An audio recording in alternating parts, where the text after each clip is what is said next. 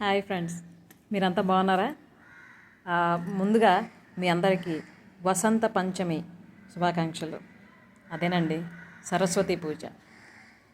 ఈరోజు అన్ని విద్యాలయాల్లోని అలాగే రకరకాల ఇన్స్టిట్యూషన్స్ అన్నింటిలో కూడాను సరస్వతి పూజ ఎంతో ఘనంగా జరుపుకోవడం జరుగుతుంది. అసలు సరస్వతి మాత అంటే జ్ఞానానికి ప్రతీక కదా. అయితే ప్రజెంట్ ఎడ్యుకేషన్ సిస్టమ్ కానీ మనం చూసుకుంటే ర్యాంకుల పరంగా మార్కుల పరంగా ఎక్కువ ఫోకస్ చేయడం జరుగుతుంది. కానీ నిజమైన జ్ఞానం అంటే ఏంటి అన్నది ఎంతవరకు మన పిల్లలకు అందుతుంది అన్నది ఒకసారి మనం అందరం కూడా ఆలోచిద్దాం. ఎందుకంటే education is nothing but the overall development of the body, mind and soul. కాబట్టి ఈ మూడు కూడాను ఒకేసారి జరుగుతున్నాయా లేదా మన పిల్లల్లో అనేది ఒకసారి చెక్ చేసుకుంటే మనకు క్లియర్గా అర్థమవుతుంది.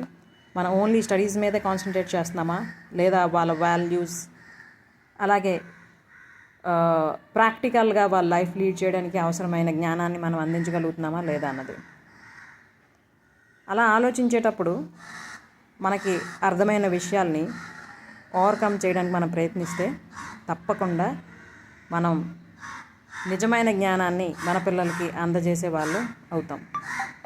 కాబట్టి ఈరోజు ఒక క్షణం ఆలోచిద్దాం.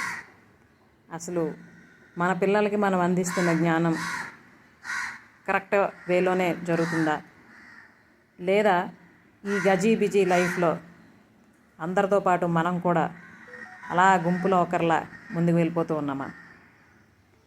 మన పిల్లలు జీవితంలో అన్ని విధాలుగా సక్సెస్ అయ్యి హ్యాపీగా లైఫ్ని లీడ్ చేయాలి అంటే వాళ్ళకి థియరిటికల్ నాలెడ్జ్ అంటే బుకిష్ నాలెడ్జ్తో పాటు ప్రాక్టికల్ నాలెడ్జ్ని కూడా అందించాలి నెమ్మదిగా. లేకపోతే